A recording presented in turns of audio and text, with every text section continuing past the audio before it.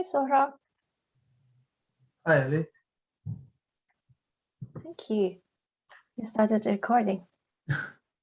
It's actually auto started. So. Oh, yes. Great. Yeah, we're waiting for David and the other ones. Thank you for actually I could share my screen, so it's all good. Yeah, it's good. You I think don't have to... I can even make you a host. Yeah. Oh, it's all good. Yeah. Yeah. As long as you stay, then yeah, it would be really great. Yeah, sure, no worries. Yesterday we had 38 people in Professor Becky Liu's presentation. Let's see how many we have for David today. Yeah. Like the Western track was really busy, over 100 for Hani Mahmasani's. It's a lot. Hi, Neda. Hi, Ali. How are you doing? Good. How are you? How was the Western Good. track? It was good. Yeah, I think everything went well. Awesome. Great. Yeah. So Hani Mahmasani talked we didn't have a lot of time left for questions and answers at the end, but the talk was really engaging. So, and Becky's talk yesterday as well. So I'm looking forward to today's headliner. Oh, great. Yes. Oh, David is awesome. He's a very inspiring researcher. Yes. I haven't had the pleasure of meeting him, so I'm looking forward to it. Great. Yeah. But I assume that for Mark's keynote speak, you won't be. Oh, probably not. I don't think I can make it that long. Yeah. But it's 8 p.m. Right now, yeah, it's around 9 p.m. 9 p.m. here. 9 p.m. It's 8:52. Yeah. But the good thing is we are recording everything, so I get to watch it later. Exactly. Yes. Yeah. Yesterday in one of the sessions, we have like too many people, the academic one, whereas the other one, which was more industry-based, industry-oriented, there were not too many. But then I told them that we've had around 780 registrants, so don't worry about it. They will watch it afterwards. Yes, definitely. Yeah. Very nice, and thank you for doing such a great job.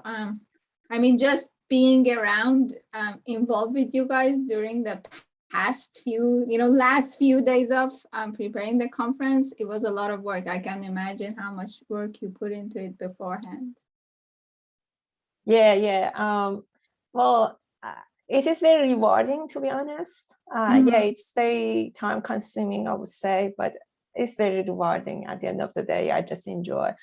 But to be honest, with like when I was back in the university, it was way easier. But like now with the work and with all of those deadlines at work, I think we definitely need some help from other researchers. Like now you see that we have Saurabh, we have Eli, Elham from University of Queensland. And I hope that actually they take it and then they just lead it afterwards. Yeah. It's just like we started hopefully. This initiative, but yeah, I think younger researchers, they should just take it and yeah, continue. it takes a village. Yeah, all of us should contribute to the extent we can. Hopefully we'll get some fresh blood next year. Yes. Do you think should I text David? Let me just bring my phone. Yeah, perhaps. Good idea.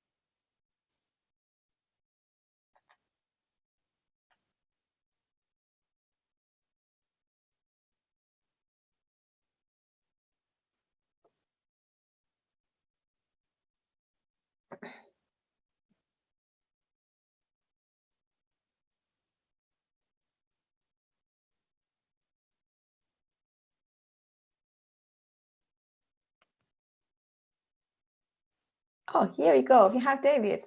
Hi, David. So, sorry, I was just about to click on. Oh, it's all good. No, it's not late. We just thought that yeah, you can perhaps just test your system if it works, your presentation, sharing screen, so on and so forth. Okay. Well, I can't share until you stop sharing, then I can test. Oh, yes. Okay. I stop sharing. How are you today? Okay. Awesome. Just check, make sure it can go on properly. Okay. Yes, we can see that.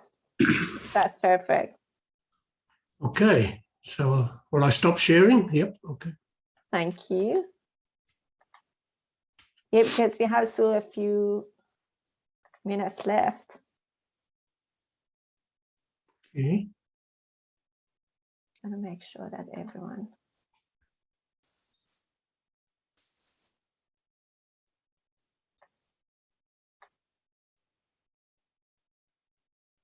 Talk about 40 minutes or thereabouts. No. And Oh, so, this is perfect. so Thank 20. you, David, for putting your time and yeah, for agreeing to be the keynote. That's okay. I seem It's to be a doing privilege for us. a lot of this at the moment, especially with lockdown, of course. Yes, that's right. Yes. Yeah, well, we actually started this conference 2 years ago. It was in 2019, way before COVID. At the time, online conferences were not really popular.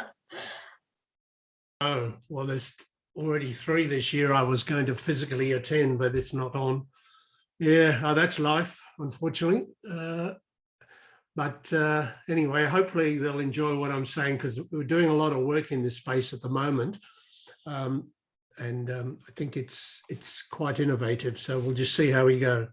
So it's a combination of some overview descriptives and some modeling activity. Wow.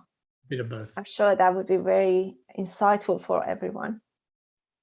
Certainly governments, both New South Wales, Queensland and West Australia, who are throwing in a lot of money, are very, very happy with what we're doing thus far. But of course, the big challenge is what will the future look like as we live with COVID? That's the challenge, isn't it? Yes, yes, that's right. We don't talk about post-COVID anymore. We talk about pre-COVID and living with COVID. That's quite right. It's new normal. Okay. Even it's not new normal. Yeah, we have a few. Yeah, my clock is not still 11. I'm just yeah, because like I see that people are popping in, so.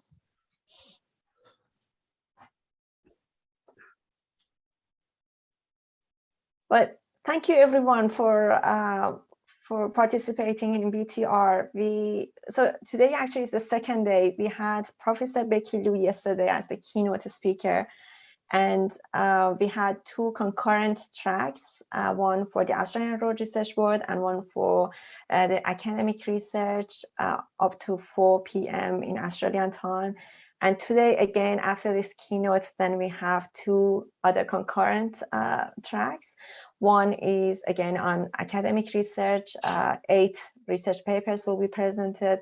The other track is, again, a special session for Australian Road Research Board, that we're going to present all of the research we're doing with regards to connected autonomous vehicles and future fuel and future vehicles.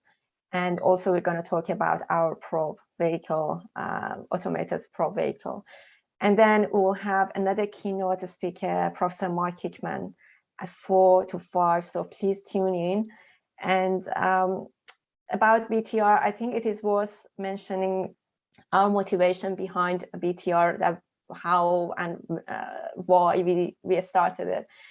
In fact, it was in 2019 that Professor Cara Kuckelman, I think it was actually 2018 that Professor Cara Kuckelman visited UQ, University of Queensland. At the time, I was a postdoctoral researcher. at the business school at the University of Queensland. And then after that, we kept the connection. And one day she asked me that why I don't attend TRB conferences. And I told her that because of my nationality, which actually I'm from Iran, it's very difficult for me to get a visa. And also at the time, I was a postdoctoral researcher. I struggled to find some funding to support my travel or registration fee for the conferences. And then I said, it would be really good to have something like online and free for all researchers. So imagine that I'm in Australia and that's my condition, let alone the other researchers in third world countries, in Africa, in South Asia, in Middle East, that they can't travel and they can't afford traveling and registration fees. And that would be really good to give them an opportunity to present. And then we decided to start this trial that. And the first one we did it in January 2020, and then after the COVID hit, then our conference also grew.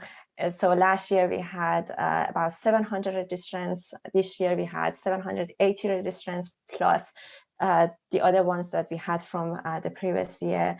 So we actually, last year we had 16 speakers from different countries, from Africa, from Asia, Middle East, and we are very lucky that they welcome this platform. Okay, so our keynote speaker is Professor David Hensher. He is known to everyone, and I believe that he's the role model for many young researchers, certainly your mine, David. But let me just introduce Professor David Hensher. He is the founding director of the Institute of Transport and Logistics Studies at the University of Sydney, a fellow of the Australian Academy of Social Sciences, recipient of 2009 IATBR Lifetime Achievement Award. If you don't know about IATBR, is International Association of Travel Behavior Researcher.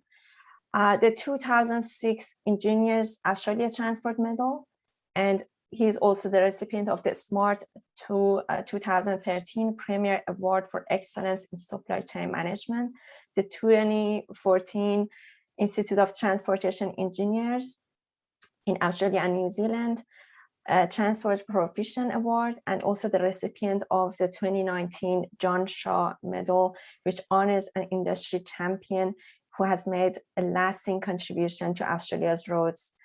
And also in 2021, an annual prize was established and named in honor of David for best paper in transport demand modeling at ATRF. And with that, I just stop sharing, and over to you, David. Thank you. Thank you, Ellie. It's wonderful to be here remotely, of course, and to be able to share some ideas. I'm just getting my screen ready. There you go. So about 40 minutes, I think I can cover this. And it's a hot topic, of course. We have been looking at the impact of working from home on transportation and generally location decisions and lifestyle since March last year. So we jumped in pretty early, almost immediately, when the topic of COVID arose in Australia and the world. And we've been monitoring and tracking this by collecting data fairly frequently ever since. And what I'm going to do today is to take you on a bit of a journey initially of what we found last year and this year, and then move into the modeling that we have been developing, which will continue until such times as we are confident that there is some stability in the preferences of households and of course, employers supporting employees. It's worth mentioning just before I begin that this is an iMove project with our partners, Transport for New South Wales, TMR Queensland, and West Australia Department of Transport. And at the moment, we are funded up until 2023 on this project. I love this quote in the beginning: flexibility is here to stay. And I've been quite involved in the future office space, which we will also talk about.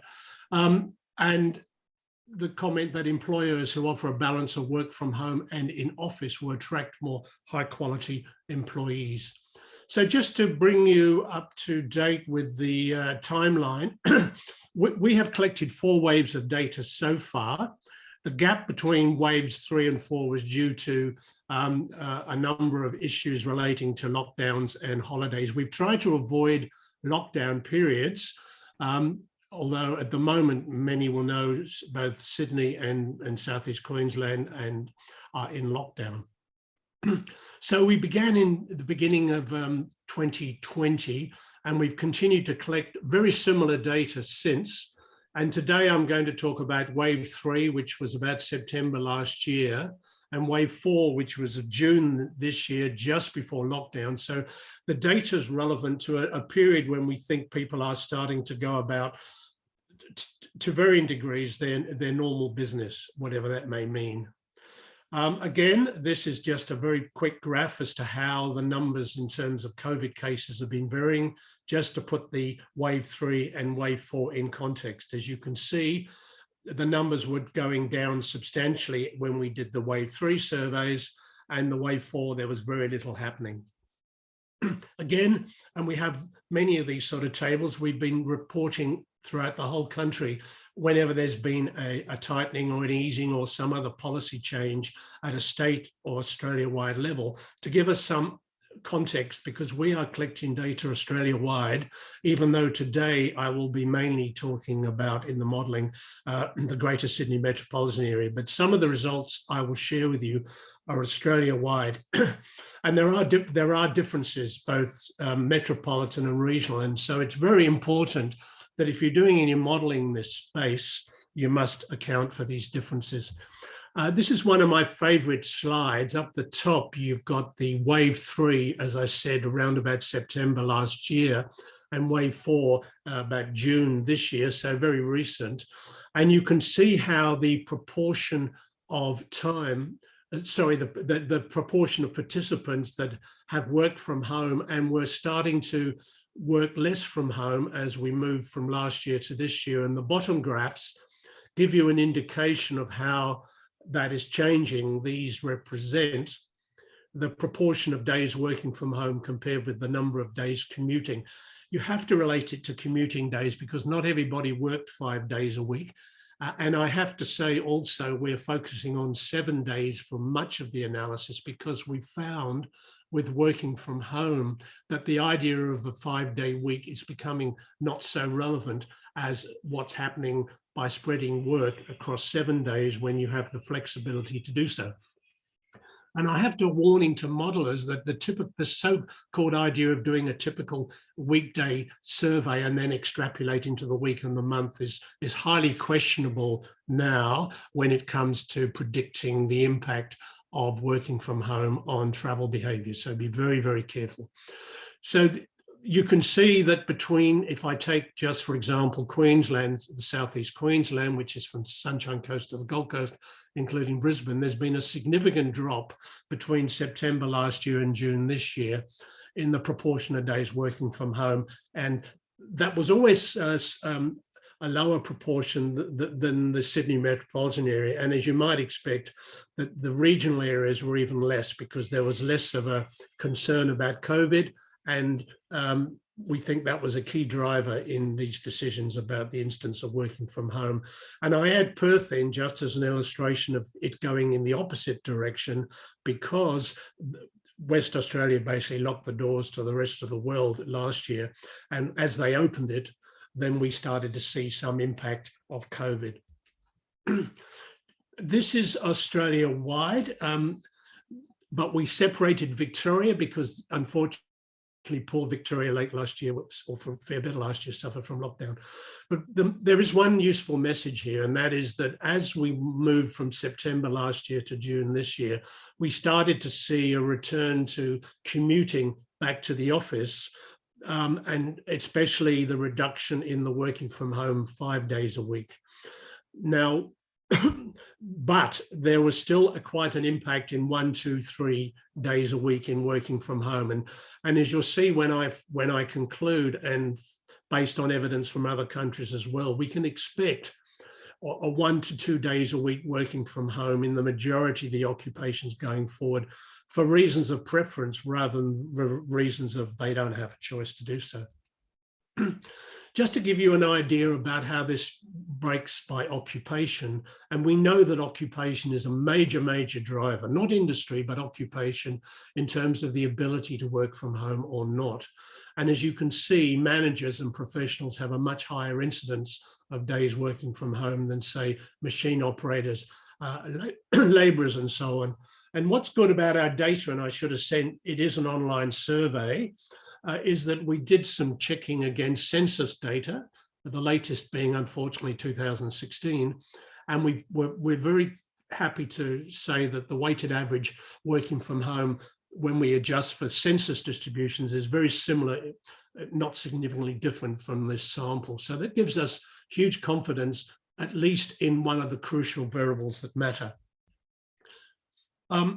Just going to focus on the choice to working from home column between the two periods. And it's interesting to observe that the choice to work from home has increased for professionals and managers and generally decreased for others.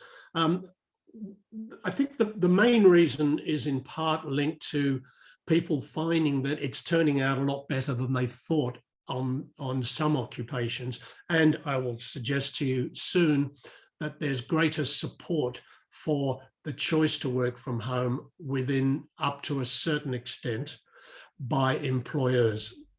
And that moves across to this graph where I'm particularly interested in the right-hand block, where generally speaking, you find that there is, and it's interesting, more support from employers, both in waves 3 and 4, than employees in waves 3 and 4. And we think some of that's got to do with the challenges that some households face in actually being able to work from home because of either inadequate digital access or the design of a house is such that it's a difficult proposition.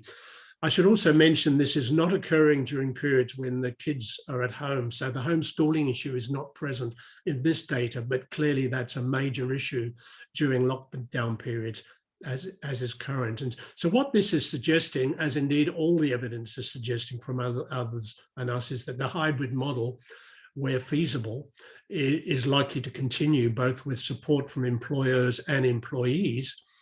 But we've been noticing more support from employers than employees, which is a fascinating result and an encouraging one, suggesting that employers have really recognized that there is some value in this proposition. And one of them relates to productivity, which is this diagram.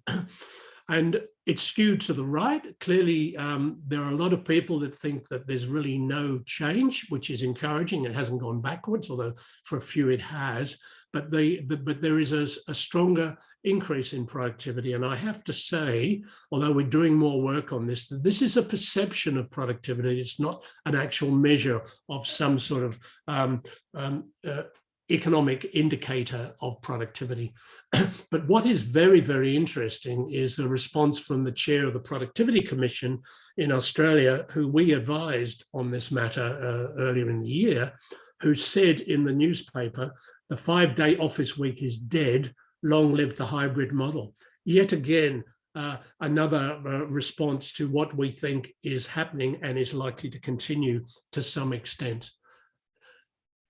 This is pretty interesting, and this is very new. We decided in Wave 4 to try and get an understanding of how people reallocated their time as a result of reduced commuting.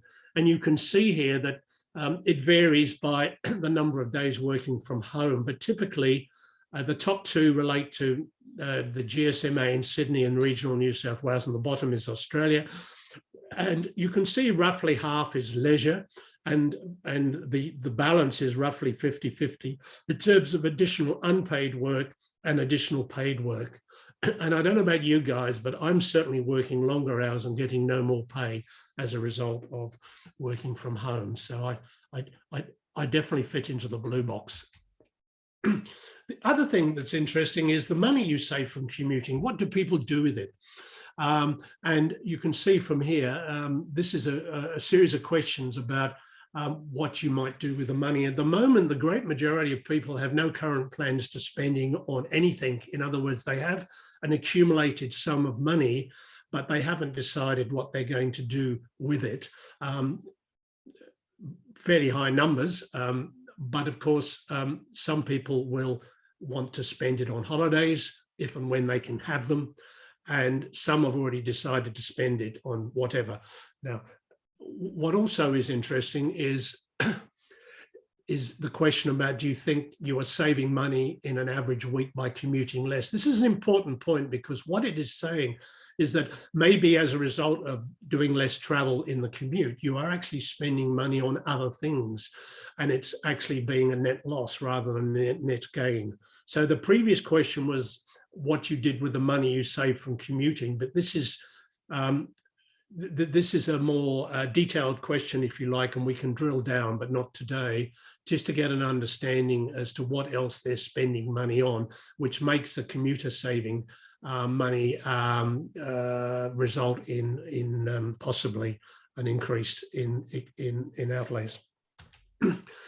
The other thing that we're looking at, and this is fairly early days, and we're about to begin a residential mobility sub-survey, is that we're particularly interested in more long-term impacts. To what extent are people moving from where they currently live for whatever reason? But we want to know what role COVID-19 and working from home is having, because people move anyway for other reasons, and we need to separate out these effects. So this is a sort of overall impact without necessarily saying what role working from home is playing. And as you can see, nearly 80% of people have not moved or even thought about it, but the percentage that have thought about it or have moved is quite strongly significant. But we need to understand how much of that was motivated by factors that would have occurred anyway, lifestyle changes, a change in the composition of the household, whatever, and working from home. We also know, and it's very interesting from the survey, that the biosecurity concern about living in medium to high density is such that people are starting to think about whether they would prefer to live in areas where there's less risk of exposure to the virus, and that means lower density, and that may mean regional areas or even greater suburbanization. So it's an interesting phenomenon as to what density actually means in the future, given the biosecurity concerns attached to it.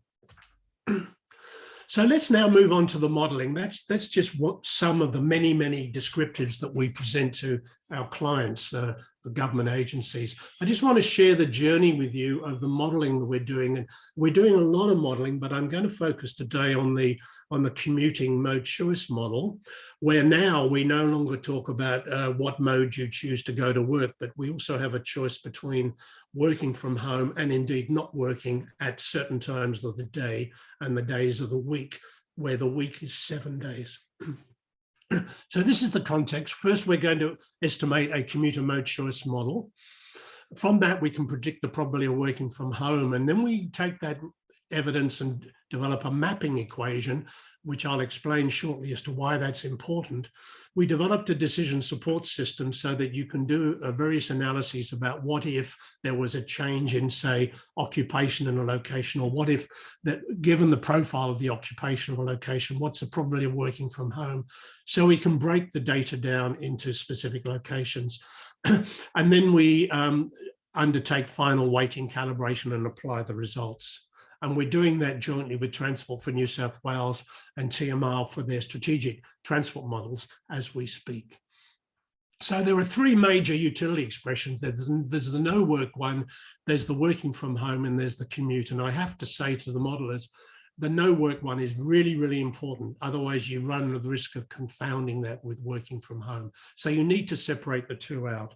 And what we do this 7 days a week. And for the commute, which is working outside the home at some point, we talk about the time of day and the mode of transport.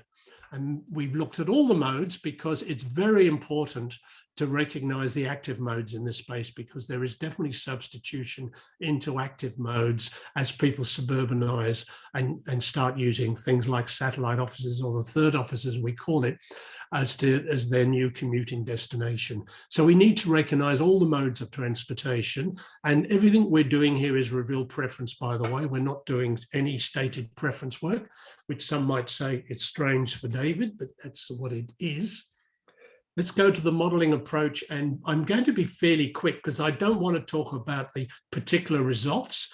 We have published a lot of papers and they're all readily available in the good journals or about to come out. But the data relates to both the mode that a person currently uses and a range of other modes that individuals had indicated were available, which if they wish to use them or not. So they are varying choice sets, and the socio-demographics are clearly major drivers. Occupation, as I've highlighted here, is a major driver between working from home and commuting. And by the way, this is done for each day of the week for each time. So it's a bit like a 7-day panel, if you like, which we've adjusted for, because you've got common observations across 7 days for any one person. And we've allowed for some day of the week dummy variables. We've allowed for some time of day dummy variables. We've allowed for specific locations in the Sydney and metropolitan area and outwards to the north in Newcastle or south to Wollongong. And of course, we've got the travel times and the costs. Now, I'm not going to go through that model in detail because that's not really what the objective of this talk's all about. What's particularly interesting is, given the predicted working from home, where we're now talking about commuting or working from home, adjusting for removing the no work effect, which had to be in the original model, but is not necessary for us to look at the relationship between commuting versus working from home. We then develop a mapping equation, which sort of looks like this for wave 3. It's not the final one we use, and indeed, we've improved it substantially in wave 4. This is a linear regression, but with a 0-1 constraint, because the probability of working from home clearly is bounded.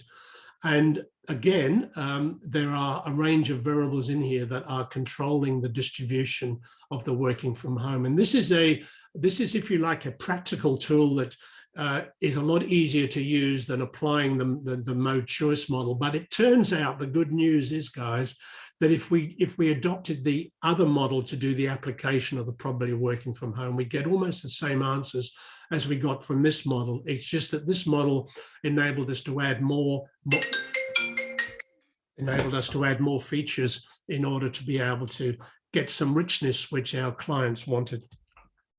So just as by way of a little bit of an example, that these are some interesting results. Like, we know that the further away you work from your home, the higher the probability of working from home.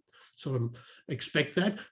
We know that the Sydney metropolitan area generally has a higher probability of working from home than other locations, and that's partly, we suspect, to do with the biosecurity risk, although it's also part to do with the nature of the occupations, where in Sydney, there tends to be more professionals and managers than in the other locations.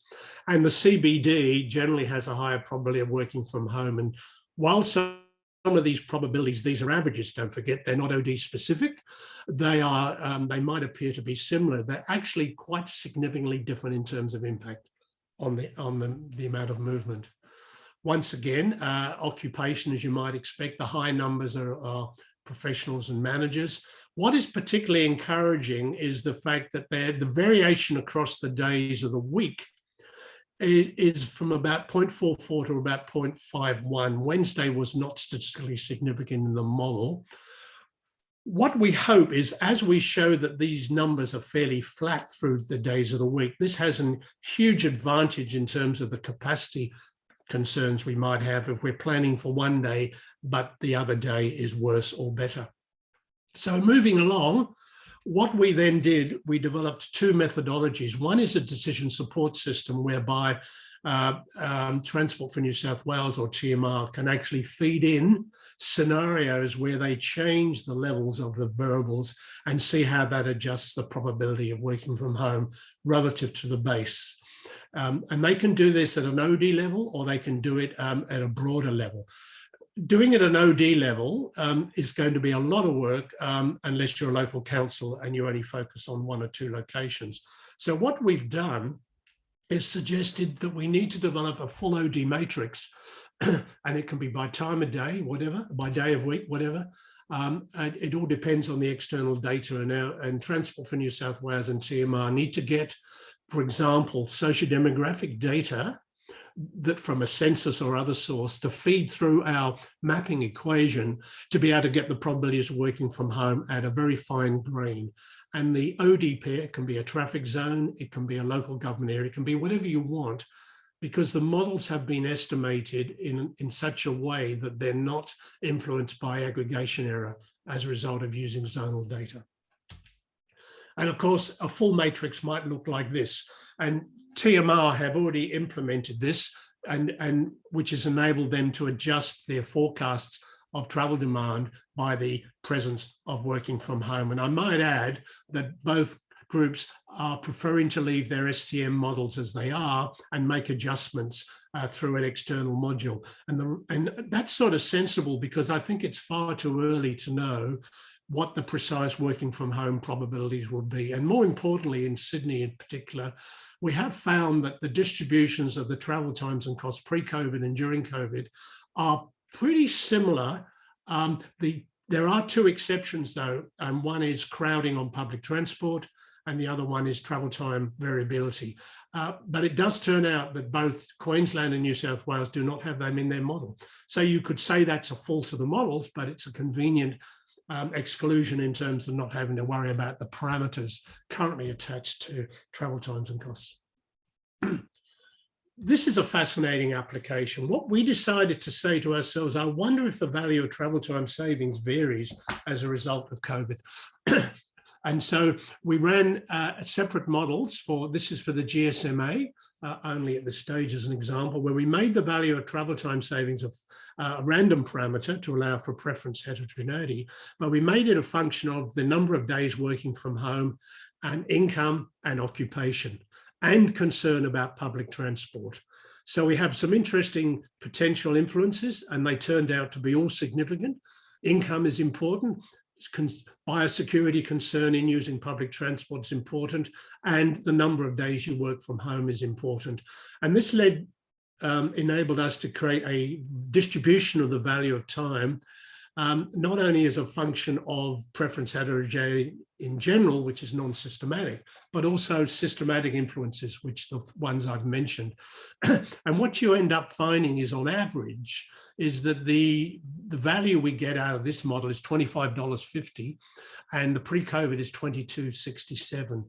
I should say the pre-COVID value is the recommended guideline from Transport for New South Wales, which is actually $17.72, but it's confounded because it includes non-commuting. So we have adjusted it to remove the non-commuting based on other work we've done.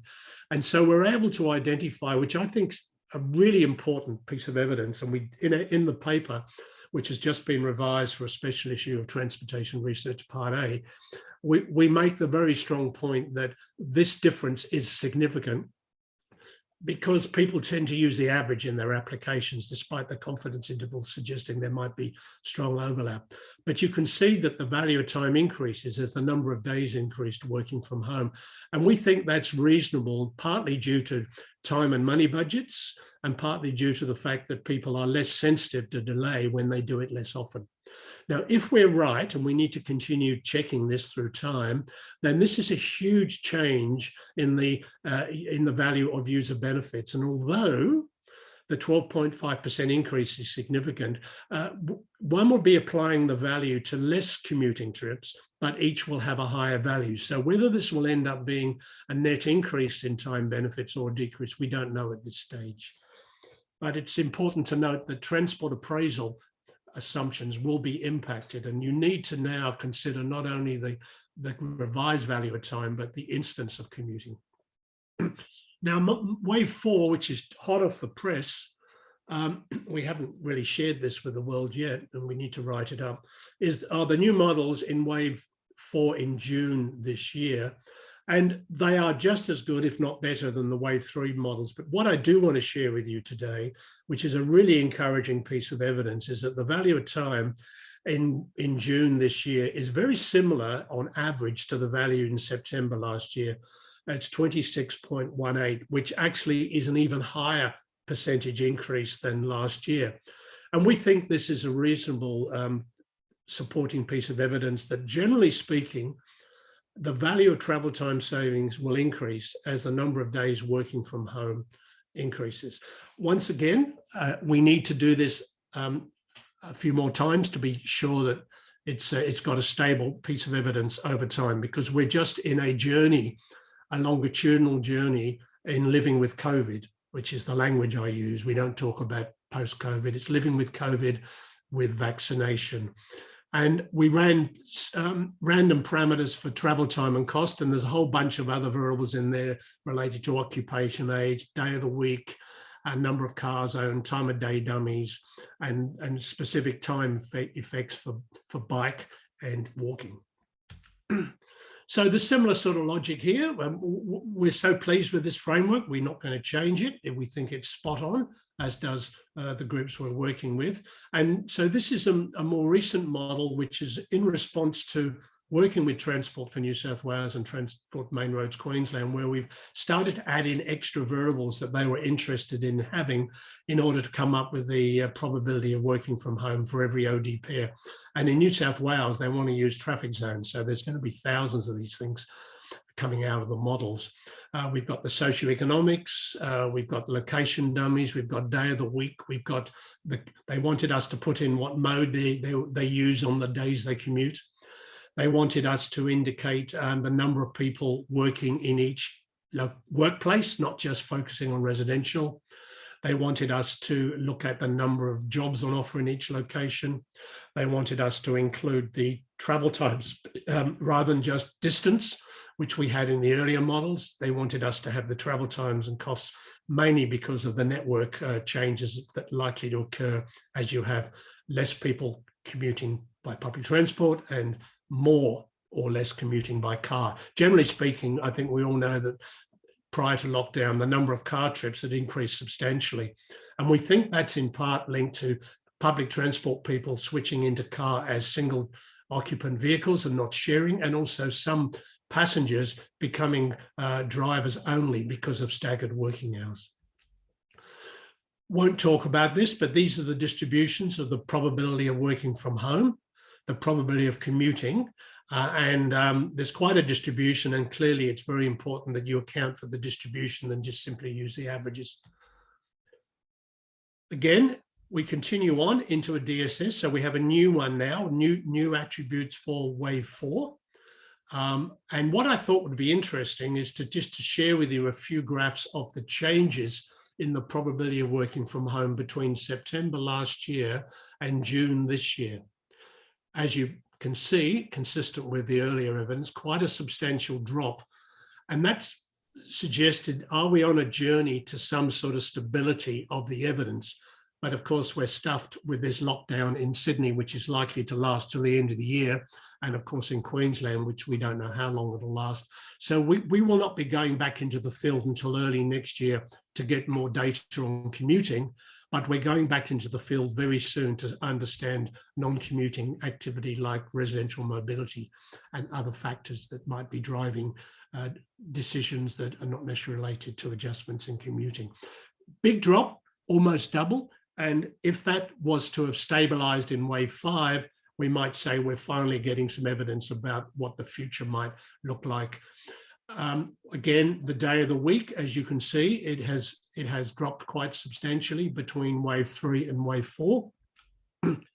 And the probabilities by time of day, and this is an important one because what we also want to understand is the extent to which there will be not only a drop in the probability of working from home, but a change in the time of day of which people commute. That's what these numbers refer to. And we need to know that because it has an impact on the performance of the transport network.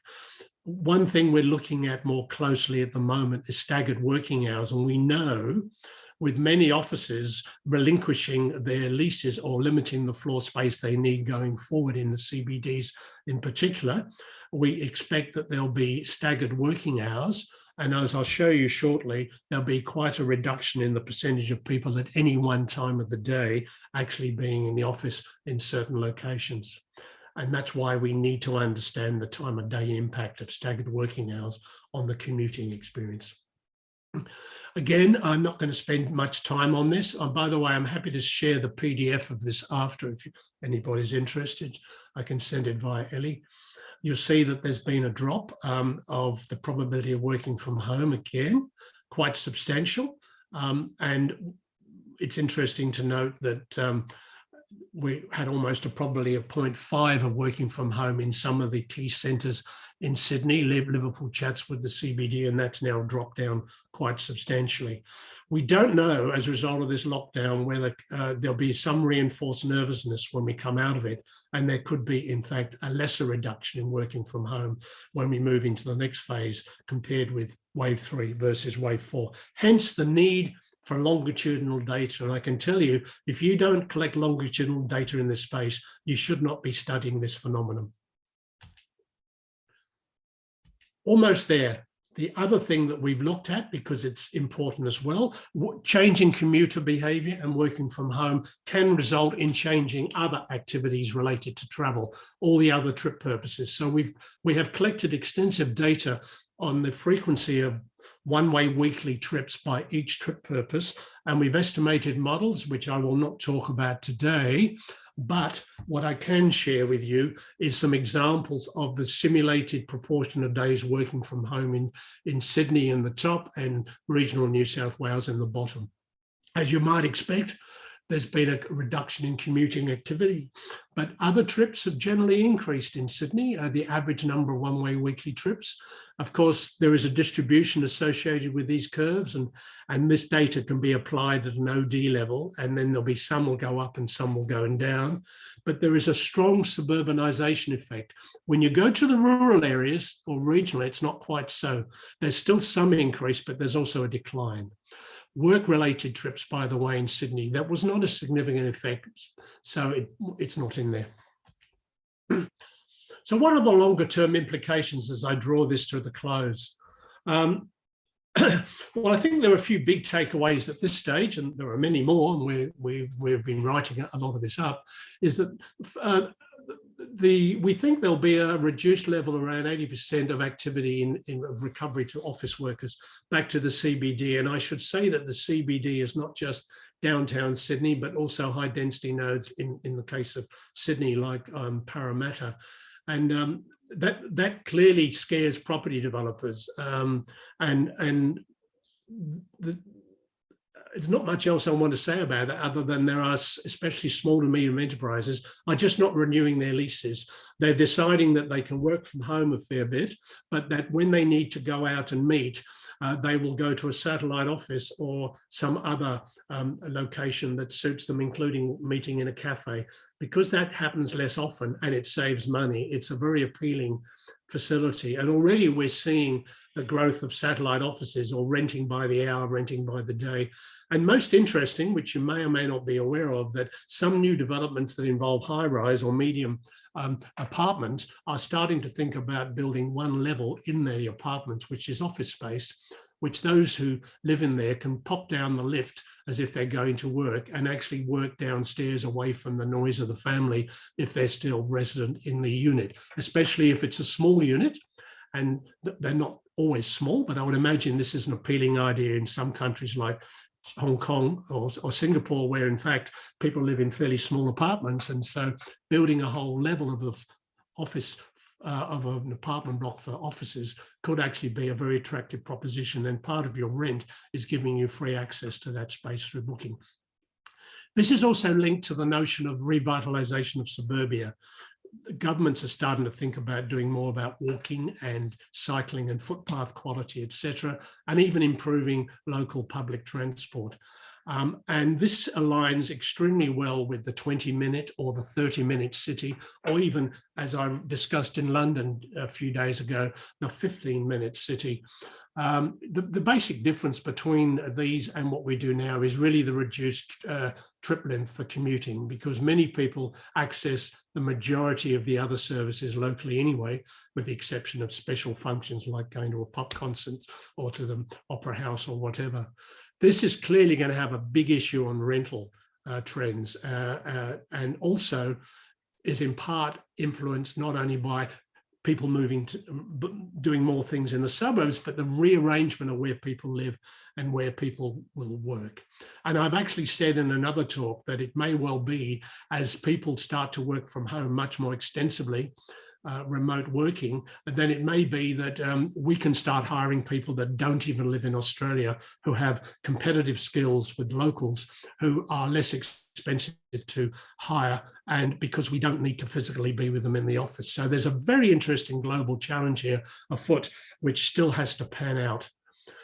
This is an interesting set of results to do with flexible workspace from the UK, where they're talking about 15-minute city. And I'm not going to go through the figures, but they pretty much line up with what we're talking about in Australia. A huge focus on not returning to the office on a regular basis, and maybe mentioning that 13% of all employers expect that their workforce will return to a 5-day office by the end of 2021. That's not much at all. But that's what's happening. And I like this one as well, because although we don't want to keep comparing ourselves, the best US study I'm aware of is by the National Bureau of Economic Research, by Nick Bloom, who I know.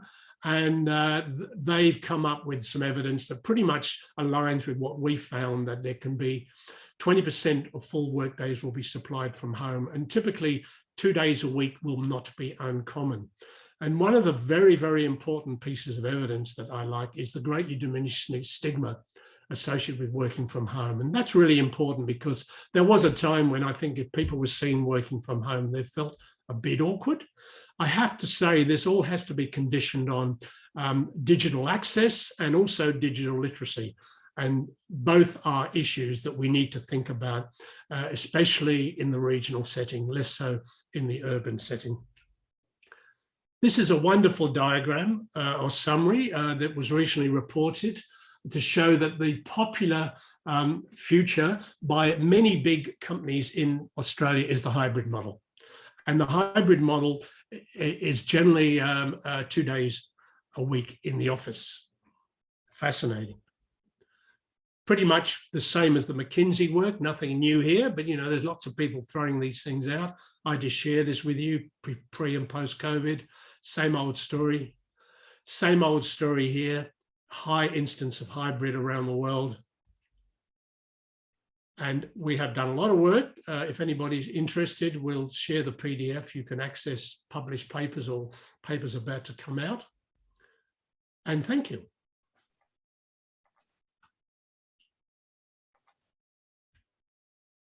Thank you so much, David. That was very insightful presentation from the leading research and behavior transport. So we feel very privileged to have you here and disseminating the output of your study. So we have a few questions in the chat box. Yes, if you could ask them, because I don't look at the chat when I'm talking. Yes. So my first question actually was answered. It was about if the data was longitudinal panel, and you mentioned that definitely should be, otherwise we shouldn't do any modeling. You also touched about how the output of these models can be ingested into the strategic model, STM models for Queensland and New South Wales. It's interesting for me to see that how they want to do it. Well, I don't expect you to answer that, but I understood from some of the modifications that you made later on the model in terms of the attributes that you considered. I assume that there were some of the attributes that they had in their strategic model. That's why they wanted also to look into those attributes. Yes. Well, first of all, both TMR and Transport for New South Wales are definitely implementing our models, but they had a question there were quite a few significant influences that they don't have in their model, so they didn't know what to do with them. Well, it's a very simple answer.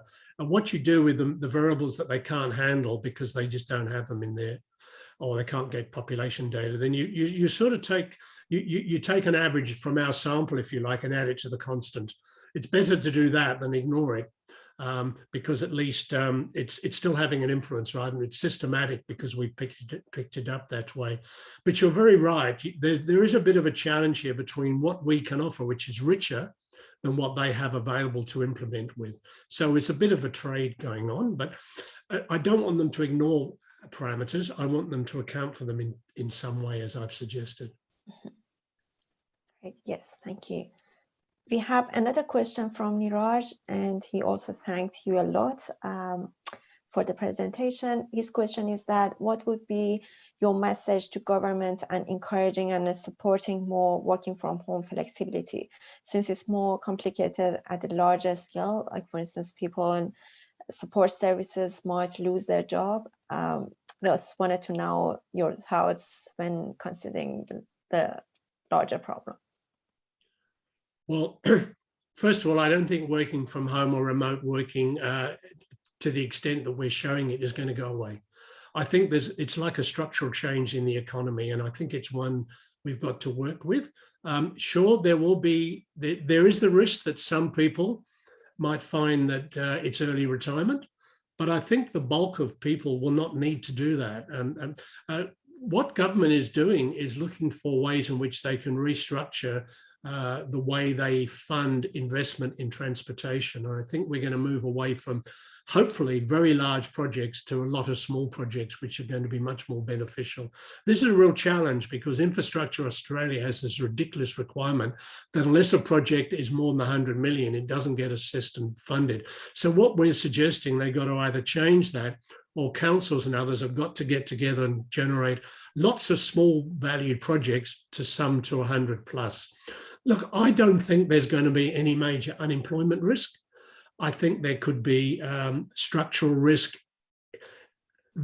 so I should back off. If we go global, there is a risk. Maybe government and the unions will not allow that to happen. Yes.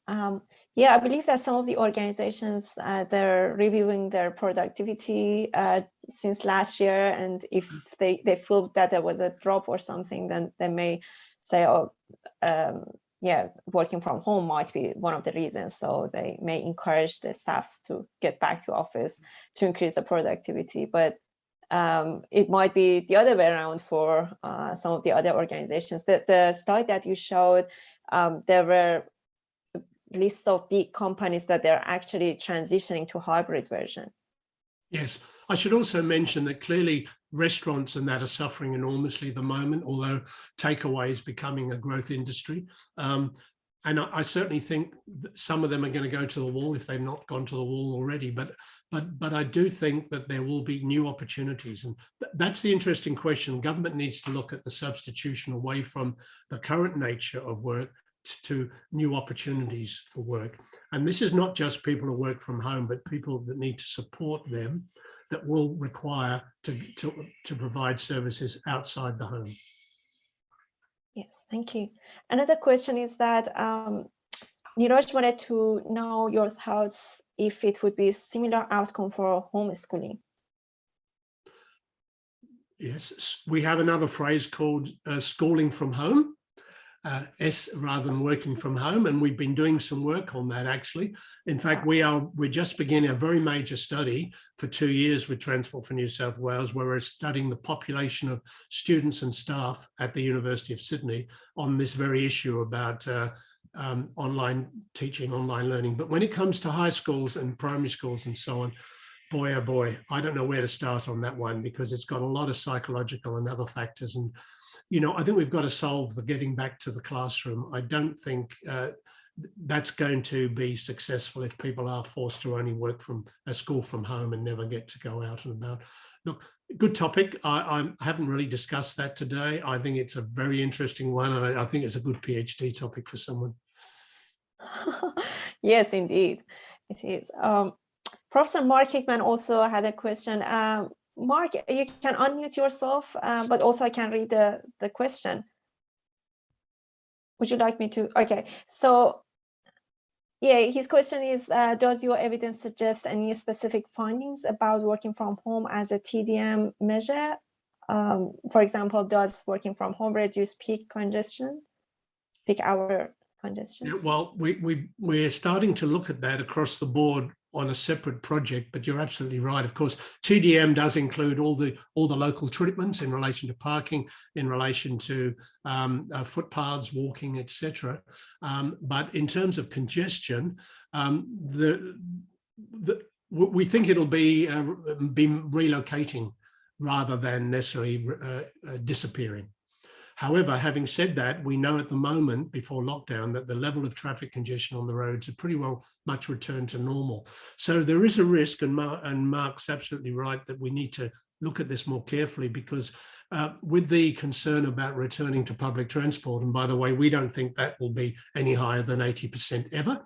I didn't put in the slides, but we've done a separate study to suggest that even when people are fully vaccinated, we think we've lost 15 to 20% of the people that use public transport forever away from it. That's not commuting, that's just general. So there is going to be that, and that's, if that gets translated into increased car use, which in many cases it is, then that's a serious addition to congestion.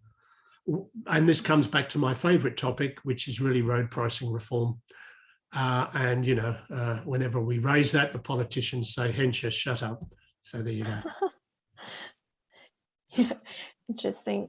Great, thank you. Yeah, Mark actually apologized. It looks like that his audio is a bit dodgy. So there's also another question from Kendall, and he's interested to know how COVID may have affected car parking demand.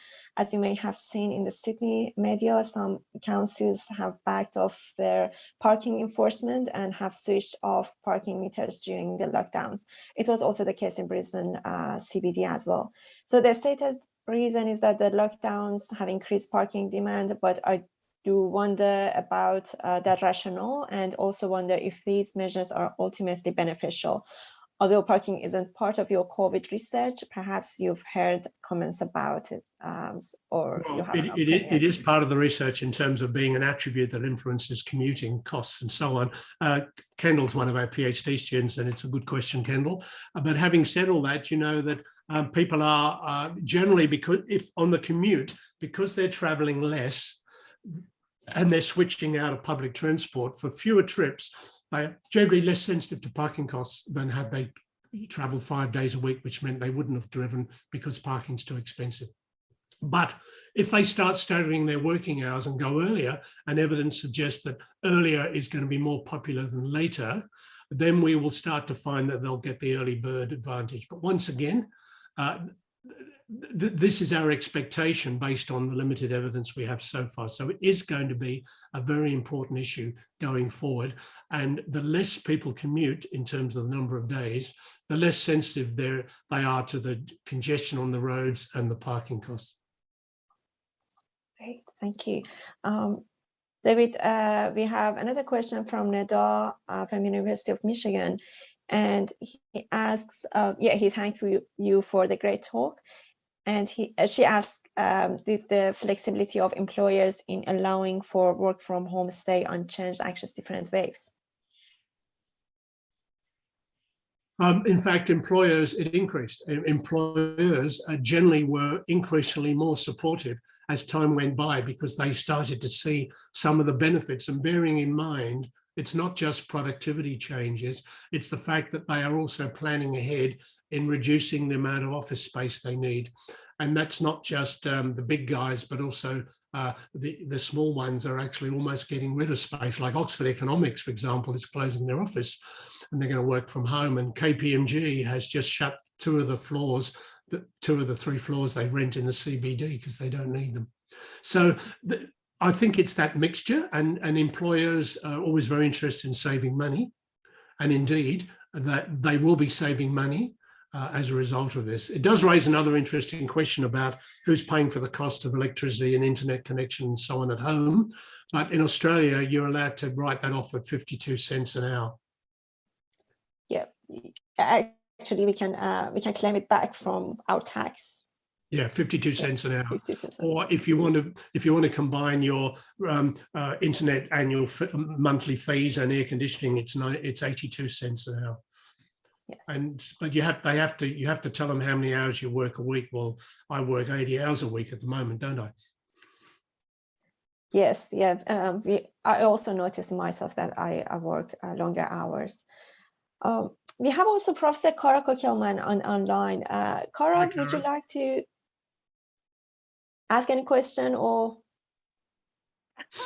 Well, I'm on my phone in my backyard, so I'm not sure. Since David can't see the question, I guess I will ask it directly. I would think with this added flexibility of being able to work from home, people are less likely to want to spend time in traffic because they have the flexibility to do other things on that day or at that time. But yet they would be less willing to pay more money to save 5 minutes once they are en route. Does that make sense? Is that possible to have both those things happening at the same time? Well, it's Cara, lovely to hear from you. It's a reasonable hypothesis, but the evidence from our work, given time and budget constraints and other factors to take into account, people are willing to pay more to avoid that travel time than pay less to put up with it. So I think that's why we think the value of time will be higher, not lower, as a result of the fact that there are budget constraints being adjusted. And not only that, they're doing it less often, so they're less sensitive. 5 minutes once a week is less of an issue than 5 minutes every day. Thank you. I think, but to be honest, it's a very interesting question, and the paper we've written really looked at both arguments, and we came down in favour of the higher value. So interesting. Yeah, definitely. We'll check that out. David, you have another question. Do you think that as government policy, we should try to push harder for staggered hours back at the office, even recognizing that we might be losing 20% of public transport patronage in future? So this question is from Wang Long, and he thinks that infrastructure that is ready in the pipeline and cannot be reversed, and whether anything we can do to minimize the operating deficits.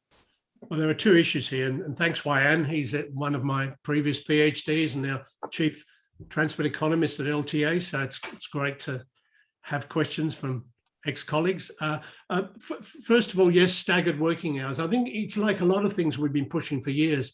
Let's try and flatten the peaks. I used to call that killing off the camel. And anything that can do that, I think, is a great idea. So staggered working hours, I think they're going to happen anyway, but we should ensure the government encourage it. And then that needs a rethink about the nature of the capacity we're offering in the public transport system. We might start realizing that peak versus off-peak becomes less important than it used to. In terms of infrastructure that's already in the pipeline, absolutely an issue, and clearly some of it you have to stick with. But I still think if it's in the pipeline and hasn't commenced, it's worth asking the question, is it still justified compared with the assumptions we made pre-COVID? Now, I know cost-benefit studies are a bit of an issue about how trustworthy they are, and sometimes those projects are the ones that the politicians want regardless. But it's still worthwhile asking the question. But if you do ask the question, please add to the question, can we use that money to do other things that now are more important? Rather than just look at that project, think about alternatives that have now increased in relevance. And I'm really talking about some of the suburbanization initiatives. Yes. Yeah, even like, for instance, for public transport patronage, I remember that in the first month of lockdown here in Brisbane, buses, ferries were all empty, all vacant. But then because I commute by bus and train every day, and then I noticed that in train it's just like back to normal, back to pre-COVID somehow. But yeah, so I think that still some of those infrastructure investments might be required, but that insight was Yes. also very. We're looking at that. There's a revised strategic plan, Transport for New South Wales 2056, and we have a small role in trying to integrate what we're doing into that. Of course, you know, there are other big issues here to do with decarbonisation and electric cars, and don't get me started on that, because if it turns out that these cars become electric in time, and they will, they'll be far less expensive to own and operate. So despite all the efforts that we're doing here with working from home, we might end up, people are starting to buy more cars because they're less expensive to own and use, and there'll be more travel on the roads. I think, you know, you've got to look at this thing holistically. Working from home is one contribution, but it shouldn't stand alone. But it is, as I've said on many occasions, a positive unintended consequence of COVID, and most likely the greatest transport policy instrument we've ever had since the internal combustion engine hopped out. Yes. David, did you also collect the data, any data from Brisbane and Queensland as well, or was it just in New South Wales? Oh, no. I mentioned TMR. We're okay. Australia-wide. We have data from all states, regional and metro, but the sizable samples are from Queensland and New South Wales, mainly because they're the funders. And we've been collecting over 1,000 interviews each time in both Queensland and in New South Wales. So it's quite sizable data. And we can also then drill down a little bit in West Australia because they've provided some funding as well. Yes. It is fascinating to compare Queensland with New South Wales. They're quite different. Exactly. That was my question. Yes. So did you observe any? If you look at the very first slide, if I could put it back up very quickly. Yes, please. You'll find that in the very first slide, I talk about the evidence. Where is it? I'm almost there. Here it is. Okay, so you can see that? Yes. Down the bottom here, we've got Australia, Southeast Queensland, Regional Queensland, Sydney GSMA, Regional New South Wales, and West Australia. I see, yes. Differences, and they are important because Queensland had much lower instance of working from home, and until this recent lockdown, as TMR kept telling us, we're almost getting back to so-called normal, whatever that is. Yeah, because the lockdown policies are different between actually these states. Yes. Yeah. But Thank you, David. Finally, don't ignore regional situations. So we've been modeling them as well. They're very different. Yes, the divide between metropolitan and regional, indeed. Yes. Thank you, David, and thanks to everyone. So we have other 2 sessions and also another keynote speaker, Professor Mark Hickman at 4 p.m. So please stay with us. The link to those Zoom meetings have been posted in the chat box. Thanks to Saurabh, Dr. Saurabh Nizami, who is also a postdoctoral researcher at the University of Queensland and a technical IT person for this meeting. And thanks to everyone.